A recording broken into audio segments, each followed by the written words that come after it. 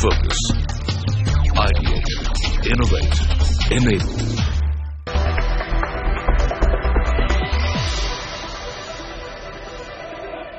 નમસ્કાર, સીએનબીસી બજારમાં આપનું સ્વાગત છે. આપ જોઈ રહ્યા છો પ્રોપર્ટી ગુરુ. ત્યારે જ ફેસ્ટિવલ સિઝન આવે, તહેવારો આવે તો ઘર ખરીદવાના મુહૂર્ત આપણે ગોતતા હોઈએ છીએ અને મુહૂર્તની સાથે સાથે ક્યાં પ્રોપર્ટી મળશે, કેટલામાં મળશે, કેટલી સસ્તી મળશે એની મથામણ શરૂ થઈ જતી હોય છે.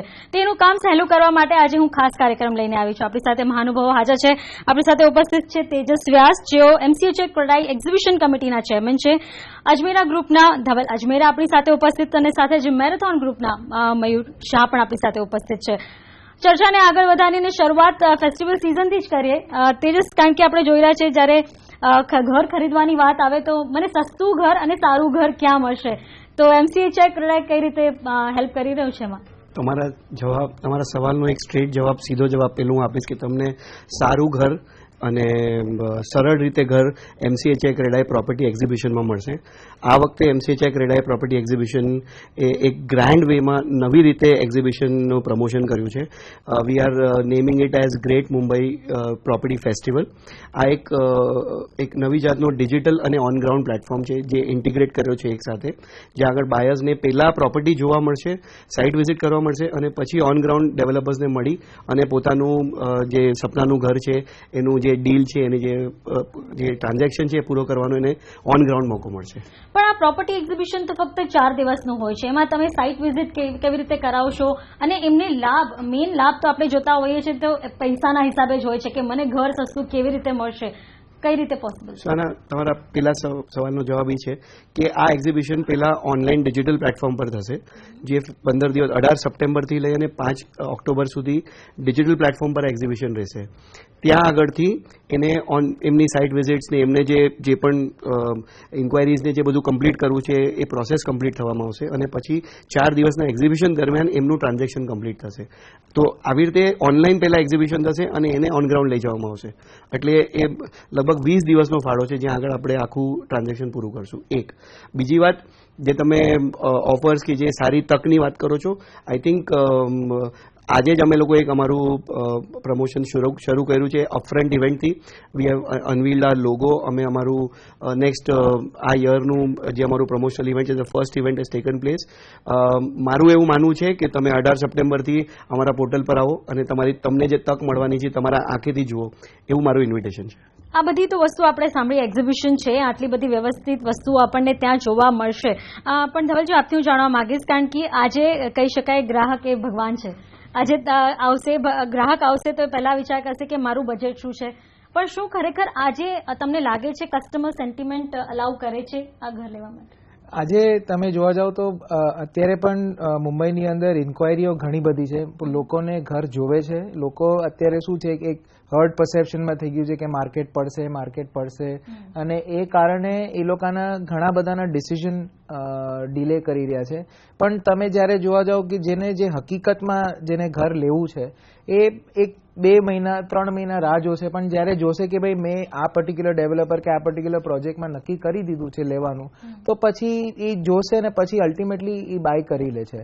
તો આજે ડેફિનેટલી કસ્ટમર લોકો સારી ઓફર, લુક્રેટિવ ઓફર ને બધા જ્યાં જે ડેવલપર્સ જે ઓફર્સ આપે છે એમાં જાય છે. બટ આજે જેન્યુઅનલી એવું નથી કે માર્કેટ એકદમ ઠપ છે.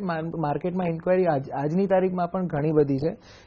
એનું જે ડિસિઝન પ્રોસેસ છે થોડું ડિલે છે, બટ મુવમેન્ટ ધીરે ધીરે થઈ રહી છે એની અંદર. તો એ જ વાત મેઇન મહત્વની છે કે ડિસિઝન પ્રોસેસ કેમ ડિલે થઈ રહી છે, કારણ કે આજે ઘર સસ્તું જોઈએ છે, બધાને જ ઘર સસ્તું જોઈએ છે. કદાચ અફોર્ડેબિલિટીની જે વ્યાખ્યા છે એ કદાચ બદલાતી જાય છે પર્સન ટુ પર્સન, પણ આજે ઘર ખરીદનારાઓની સંખ્યા જો સૌથી વધારે હોય તો 1 BHK અને 2 BHK. ખરી વાત? મુંબઈની અંદર બધા હું એમ કહીશ કે બધા સેગમેન્ટમાં છે. ખાલી 1 BHK કે 2 BHK નથી, કેમ કે આજે 1 BHK મુંબઈની અંદર 1 કરોડ ને 80 લાખ ને 1 કરોડ ને એવા રેન્જના છે. તો આજે ઇવન 2 BHK ની પણ એટલી ડિમાન્ડ છે, કેમ કે મુંબઈની અંદર એડવાન્ટેજ એવું હોય છે કે જે પોતે આજે ઘરમાં રહે છે એ લોકો બધાને અપગ્રેડ કરવું હોય છે. તો આજે હું 2 BHK માં રહું છું તો મારે એક સારો 3 BHK જોઈએ છે, તો હું મારો એક્ઝિસ્ટિંગ ફ્લેટ વેચીશ કે હું મારા સેવિંગ્સમાંથી જમા કરી અને હું એ 3 BHK લઈશું. આજે મારું એમ માનવું છે કે demand in Mumbai particularly definitely 1-2 BHK માં વધારે, પણ ઓવરઓલ સેગમેન્ટમાં પણ 3 કયો 4 કયો ઇવન પેન્ટ હાઉસીસ કયો બધાની અંદર આજે ડિમાન્ડ છે. તમે તમારો વિસ્તાર ફક્ત મુંબઈ પૂરતો નથી, ગુજરાતમાં પણ છે. મુંબઈની પહેલા વાત કરીએ તો મુંબઈના કયા એવા વિસ્તારો છે જ્યાં તમને લાગી રહ્યું છે ડિમાન્ડ પિકઅપ થઈ રહી છે? મારું એવું માનવું છે કે બધા જ ડિમાન્ડ આજની તારીખમાં એરિયા સ્પેસિફિક છે, કે આજે એવું નથી કે કોઈ પર્ટિક્યુલર એરિયા વધી રહ્યો છે કે કોઈ ઘટી રહ્યો છે. આજે બુલુંડ કયો, ઘાટકોપર કયો, અંધેરી કયો, કાંદીવલી કયો, ઓલ એરિયાઝની બધા એરિયાની અંદર આજે ઇનહેરિટ ડિમાન્ડ છે. અને ઇટ ઇઝ બીન આજે જે કાંદીવલીમાં રહે છે એને કાંદીવલીમાં જ કદાચ અપગ્રેડ કરવું છે, કાં એ જૂ આવશે કે અંધેરી આવશે, ઓર વાઇસ વર્સા. એવી રીતે જ બધા પોતપોતાના એરિયાની અંદર જ અપગ્રેડને ડિમાન્ડ આવી રહી છે. ઓકે, સાથે ગુજરાતની પરિસ્થિતિ શું છે અત્યારે? ગુજરાતમાં પણ છેલ્લા અમારું એવું પર્સનલી માનવું છે છેલ્લા 3-4 મહિનાની અંદર મુવમેન્ટ સારી એવી થઈ રહી છે.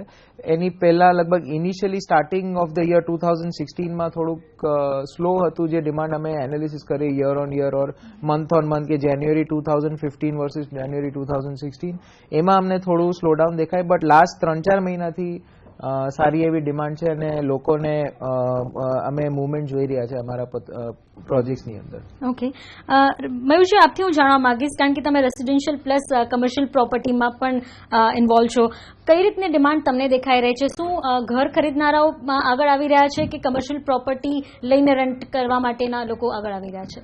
રેસિડેન્શિયલમાં જે prices in Mumbai and MMR region છે એ છેલ્લા 2 વર્ષથી સ્ટેબિલાઇઝ છે. ઇનપુટ કોસ્ટ વધતી જ ગઈ છે. પ્રીમિયમ્સ, પ્રોપર્ટી માટેના TDR હોય કે FSI હોય કે રેડી રેકનર રેટ હોય, એ બધાના જે સરવાળો કરીએ તો એની cost of developer has increased only.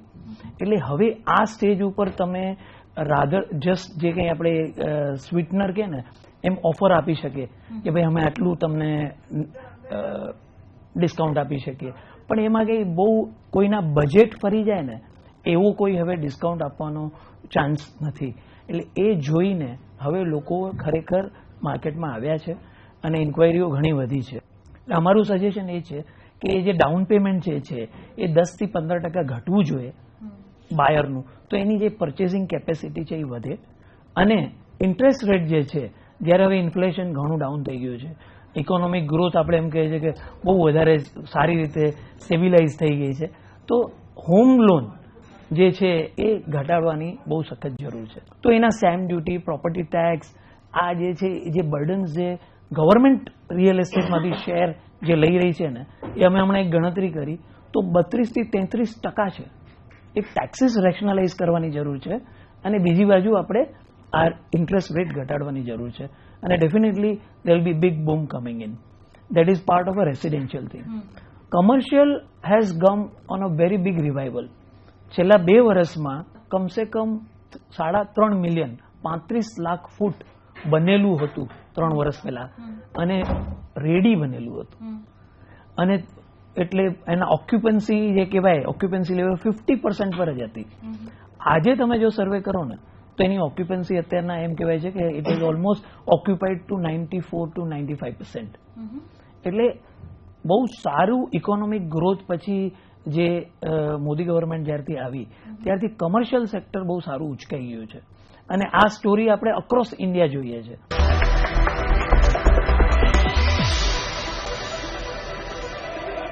તો આપણે જે રીતે અત્યારે ઓફરની વાત સાંભળી, ધવલજી આપથી જાણવા માંગીશ, કારણ કે અત્યારે ઘણી બધી ઓફરો જોવા મળી રહી છે. તમે જુઓ તો મોટા મોટા ડેવલપર્સ આજે ફ્લોર રાઇઝ ઓફ કરી રહ્યા છે.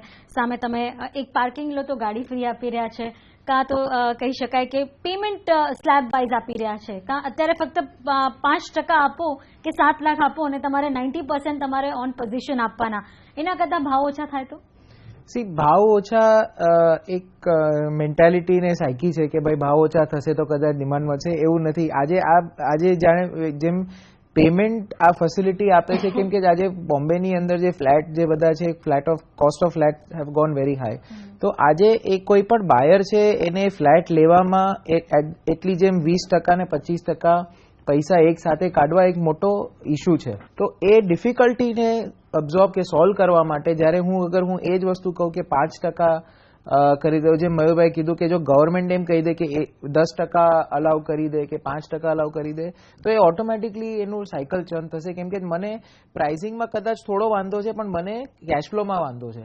આજે એઝ અ બાયર હું જેમ વાત કરું તો જો અગર મને સોલ્વ થઈ જાય છે અને મને એ ફેસિલિટી મળે છે તો હું ડેફિનેટલી એને અવેલ કરીને એ પ્રોપર્ટી, કેમ કે મારે પ્રોપર્ટી ગમે છે, મારે છોડવી નથી, પણ મને કેશ ફ્લો પણ સોલ્વ કરવો છે. તો આગળ આ જો બેવ સોલ્વ થાય છે તો ઓટોમેટિકલી એની તો આ બધી જે સ્કીમ તમે જોશો જે ડેવલપરો બધા કાઢે છે એ ખાલી કેશ ફ્લો મેનેજમેન્ટ છે કે આજે હું આપું છું તો પેમેન્ટ ફેસિલિટી કરું છું, નોટ કે કોઈ ડિસ્કાઉન્ટ કે કોઈ પ્રાઇઝિંગ ઓછા કરવાથી એ કદાચ વધી જશે એ પોસિબલ નથી. જેને આપણે એક્સટેન્ડેડ સબર્બ્સ કહીએ છીએ કે મીરા રોડ કે તમે જુઓ વિરાર જે છે અત્યારે બૂમિંગ છે, આ બાજુ પનવેલ જોઈ લો, આ બાજુ ઠાણા જોઈ લો, તેજસ ક્યાં અત્યારે ત્યાં ડિમાન્ડ વધી રહી છે? અમારી જે સ્ટડી છે, જો જેવી રીતે મેં તમને કીધું કે MCHI જે એક્ઝિબિશન છે ત્યાં આગળ 50,000 સુધીની માત્રામાં ફૂટફોલ આવે છે દર એક્ઝિબિશનમાં. ઇન ઇટસેલ્ફ આ એક બેરોમીટર છે જેને તમે જોઈને જાણી શકો છો કે ઓવરઓલ MMM માર્કેટની શું ડિમાન્ડ ને શું જો સ્ટેટ છે. યર ઓન યર અમારા અત્યારે 27મું એક્ઝિબિશન, યર ઓન યર અમે જોયું છે કે demand in every corner of MMR region is always sustainable and always there. એટલે વર્ષમાં 2 એક્ઝિબિશન કરીએ, બંને એક્ઝિબિશનમાં આ જ તાદાદમાં વધતા લોકો એક્ઝિબિશનમાં પ્રોપર્ટીના હરેક સ્ટોલ પર હરેક ડેવલપર પાસે ઇન્ક્રીઝિંગ ફોર્મમાં, I am not taking the footfall is decreasing, it's increasing year on year લોકો આવી રહ્યા છે. It is a very simple mathematics to see that the demand in the entire MMR region is highly sustainable અને it's ever growing. Okay, જ્યારે ઘર બનાવવાની વાત આવે છે તો ખાસ અત્યારે જે રિયલ એસ્ટેટ રેગ્યુલેટર એક્ટ જે આવ્યું છે રેરા, હવે કહીશું કે એપ્રિલ બાદ કદાચ એનું ઇમ્પ્લિમેન્ટેશન આપણને જોવા મળી શકે, કેટલું ફાયદાકારક રહેશે અત્યારે મુંબઈ માટે ખાસ? રેરા હવે એક્ટ આવી ગયો છે, અમે અમારી રીતે અમારા સજેશન આપેલા પણ બધા સજેશન એ માન્યમાં નથી આવ્યા, પણ હવે જે છે એ એક્ટ આવી ગયો છે તો એ બહુ એક ટ્રાન્સપરન્સી લાવશે અને એનું ઇમ્પ્લિમેન્ટેશન બહુ સારી રીતે કરવામાં આવે તો ખરેખર બધા માટે લાભદાયી થશે. બીજો પોઈન્ટ એક જે છે કે એમાં એક ઓન ગોઈંગ પ્રોજેક્ટ્સ હોય ને અંડર કન્સ્ટ્રક્શન, એની ટ્રાન્ઝિશન પોલિસી માટેની કોઈ ખાસ મેન્શન નથી. એટલે જ્યારે સ્ટેટ ગવર્મેન્ટ જ્યારે રૂલ બનાવે, કારણ કે સ્ટેટ ગવર્મેન્ટે આ રૂલ બનાવવાના છે, એટલે સ્ટેટ ગવર્મેન્ટે આ જે ઇન બિટવીન પ્રોજેક્ટ્સ છે, કોઈક 80% કમ્પ્લીટ છે, કોઈ 40% કમ્પ્લીટ છે, કોઈ 70% બુક છે, કોઈ 100% બુક છે, પણ પ્રોજેક્ટ પૂરા નથી થયા. તો બુકિંગ થઈ ગયા હોય, હવે આ બધા પ્રોજેક્ટ છે એને રજીસ્ટર કેવી રીતે કરવા, એની ટ્રાન્ઝિશન પોલિસી પ્રોપર હોવી જોઈએ, નહીં તો પાછા બહુ જ કન્ફ્યુઝન થઈ જશે. એટલે આ 2 બહુ મહત્વના મુદ્દા છે, effective implementation and proper transition policy. ઘણા ગ્રાહકોના સવાલો અમારી પાસે આવતા હોય છે. ઘણા લોકોનું માનવું છે કે જો રેરા ફોલો કરશે તો ડેવલપર્સ પ્રીમિયમ ચાર્જીસ લેશે. શું આગળ જતાં એવું થઈ શકે, ઘર મોંઘા બની શકે એના લીધે? એમાં એક જે 70% સેપરેટ અકાઉન્ટમાં રાખવાનો જે એક મુદ્દો છે એ ડેફિનેટલી એક ડેવલપરની વધારે પ્રોજેક્ટ કરવાની કેપેસિટીને કર્ટેલ કરે છે. હવે જ્યારે કોઈ પણ વસ્તુને તમે ફાઇનાન્શિયલી આવી રીતે બ્લોક કરો, એનો મતલબ એમ થાય કે there is a larger funding requirement for the same project portfolio. મારી પાસે 5 પ્રોજેક્ટ હોય અને 5 પ્રોજેક્ટમાં હું પહેલા જે રીતે કરી શકતો તો એ હવે હું નથી કરી શકવાનો. તો આ જે ફાઇનાન્શિયલ ડિસિપ્લિન એક સારી વસ્તુ છે, પણ સાથે સાથે આ જે કર્ટેલમેન્ટ જે છે ને that will increase the cost of finance. અને આપણે ત્યાં શું છે કે ઇન્ટરેસ્ટ રેટ એટલા હાઈ છે, અને પર્ટિક્યુલરલી અમને જે real estate private equity funding જે મળી રહ્યું છે એ તો 18 થી 24% મળે છે. એટલે તમે લેન્ડ બાય કરી નહીં શકો. લેન્ડ બાય કરવા માટે તમને બહુ એક્સપેન્સિવ પૈસા લેવા પડશે, અને જો આ અપ્રુવલ પ્રોસેસીસ જે એ લોકો કહે છે કે અમે 1 વિન્ડો લાવશું, એ લાવશે નહીં.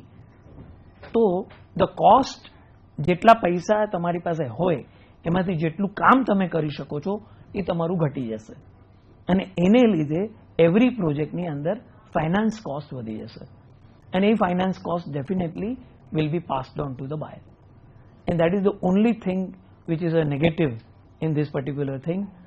એટલે હવે આ તો એક્ટ આવી ગયો છે એટલે હવે અમે એને કંઈ કહી શકતા નથી એના બારામાં.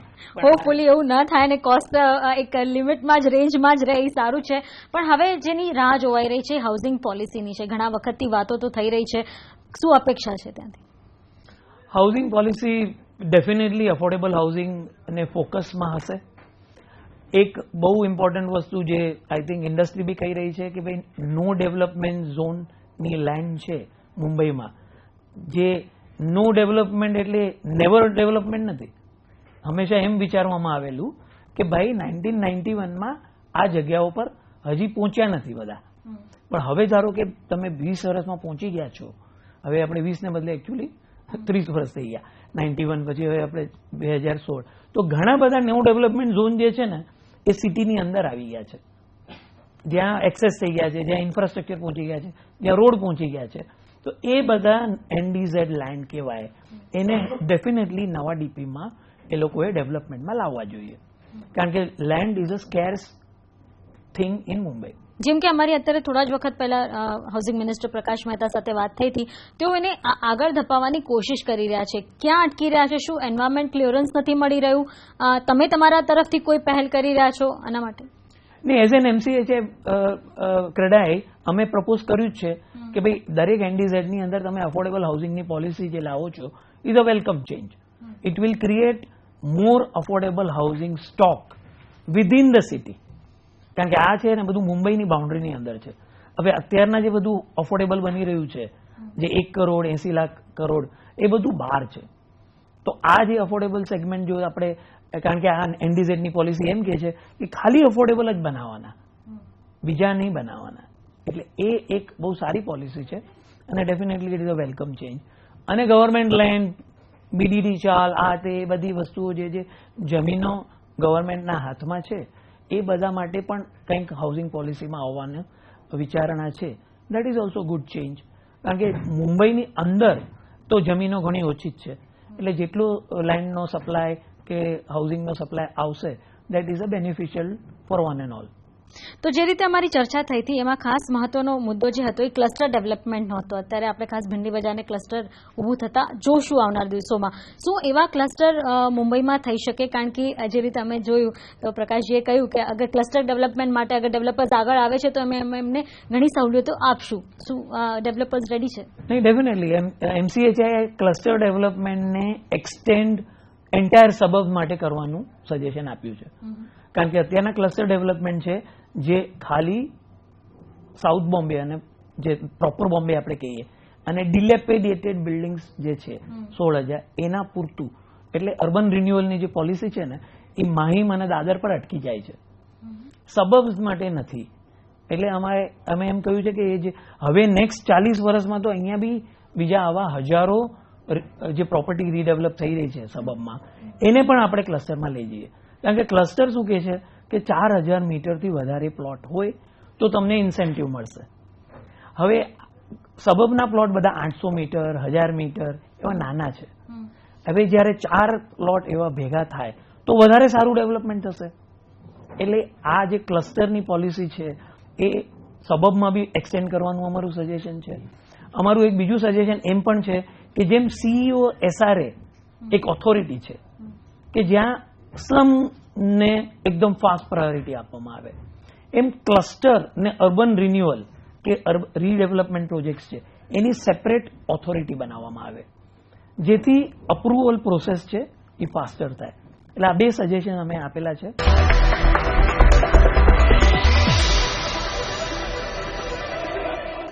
ધવલજી, અત્યારે ઘણા બધા પ્રોજેક્ટ સબર્બમાં થઈ રહ્યા છે જે લગભગ હાઈરાઇઝ બિલ્ડિંગ છે, 80-90 માળના લોન્ચ થતા થઈ ગયા, પણ હવે એમને કહી શકાય કે FSI એટલી હવે નથી મળતી દેખાય તો એમને ફ્લોર ઘટાડવા પડી રહ્યા છે.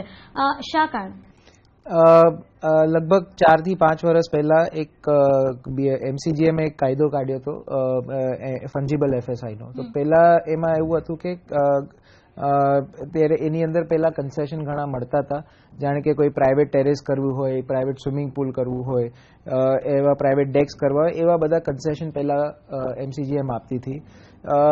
અમુક પ્રોજેક્ટના કારણ કે અમુક ડેવલપર કંઈક પ્રોજેક્ટ્સમાં એ થોડા મિસયુઝ થયા અને એ કારણે આખી પોલિસીને એ લોકોએ ચેન્જ કરીને કીધું કે જે બધું કરવું છે એક લિમિટ એ લોકોએ આપી 35% સુધી તમે આને એક્સ્ટ્રા જે તમારી એફએસઆઈ અલાવેબલ એફએસઆઈ છે એની ઉપર 35% તમે ફંજીબલ એફએસઆઈ કરી શકો. એટલે એમાં જેટલું તમે કન્સ્ટ્રક્ટ કરો છો એ બધું એફએસઆઈની અંદર આવી જાય.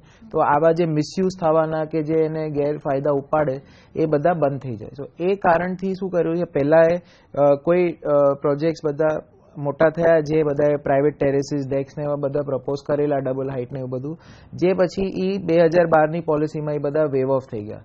તો ઓબ્વિયસલી આજે કોઈ પણ પ્રોજેક્ટ લે છે તો એ આખી એની ટીડીઆર પોટેન્શિયલ બધું નથી ચડાવતા. એ જેમ જેમ પ્રોગ્રેસ થાય એવી રીતે કરે.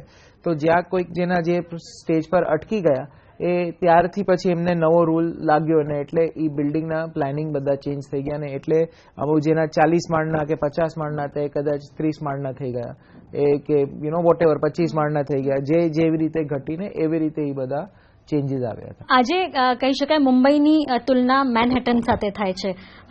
શું મેનહેટનમાં જે રીતે રેન્ટલ હાઉસીસ છે એવી રેન્ટલ હાઉસ પોલિસી શું આપણા મુંબઈમાં લાગુ થઈ શકે, અથવા રીટ્સ જે આટલું ચર્ચાયું હતું હજી સુધી ઇમ્પ્લિમેન્ટ કેમ નથી થઈ શક્યું? એ રેન્ટલ હાઉસિંગ પોલિસી બી અમને અપેક્ષા છે કે આ હાઉસિંગ પોલિસીમાં આવે, કારણ કે અમારું એ પણ સજેશન હતું કે રેન્ટલ હાઉસિંગ સ્કીમ જે ગવર્મેન્ટ ઓફ મહારાષ્ટ્ર આપણે મુંબઈએ કરી હતી એ આઉટસાઇડ મુંબઈ માટે હતી પણ વિધિન મુંબઈ માટે નહોતી. એટલે અમે એ બી સજેશન આપેલું કે મુંબઈની અંદર બી રેન્ટલ હાઉસિંગ સ્કીમ હોવી જોઈએ, જેની અંદર આપણે જે નાના 25 સ્ક્વેર મીટરના ઘર જો ડેવલપર ફ્રી ઓફ કોસ્ટ બનાવીને આપે તો ગવર્મેન્ટ એ ફ્લેટો લોકોને રેન્ટલ ભાડા પર આપે.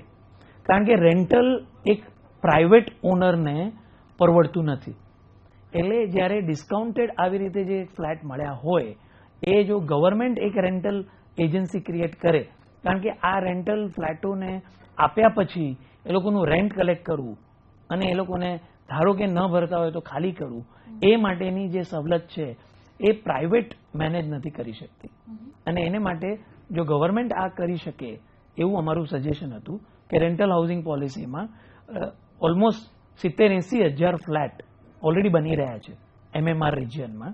Same thing can be extended within Mumbai અને આવી રીતે નાના 25 સ્ક્વેર મીટરના ફ્લેટો લોકોને ભાડે આપવામાં આવે અરાઉન્ડ 5 થી 7 હજાર રૂપિયામાં. એટલે તમે એ સેગમેન્ટમાં એન્ટ્રી લીધી છે? હા, અમે લોકોએ એ રેન્ટલ હાઉસિંગ સ્કીમની પનવેલમાં કરી છે.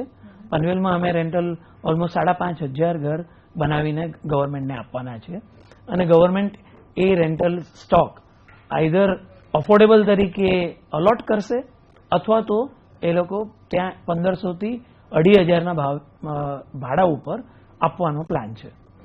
રીટ્સ ક્યાં અટકી રહ્યું છે? રીટ્સ સારું એવું વધી ગયું છે. હવે રીટ્સમાં મેઇન જે ટેક્સેશનનો જે ઇસ્યુ હતો એ હજી 100% સોલ્વ નથી થયો, કારણ કે જે ડિસ્ટ્રીબ્યુશન ટેક્સ છે જે એમાં લોકો હજી સ્ટ્રગલ કરી રહ્યા છે અને સ્ટેમ્પ ડ્યુટીના જે ઇસ્યુઝ છે એમાં સ્ટ્રગલ કરી રહ્યા છે.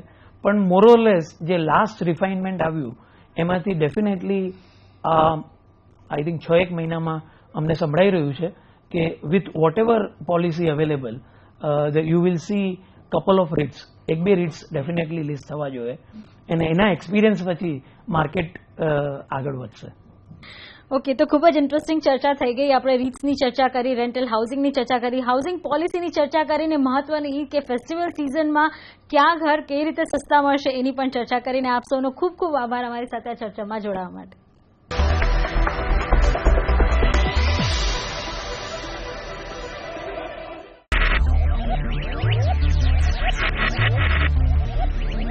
Focus, ideate, innovate, enable.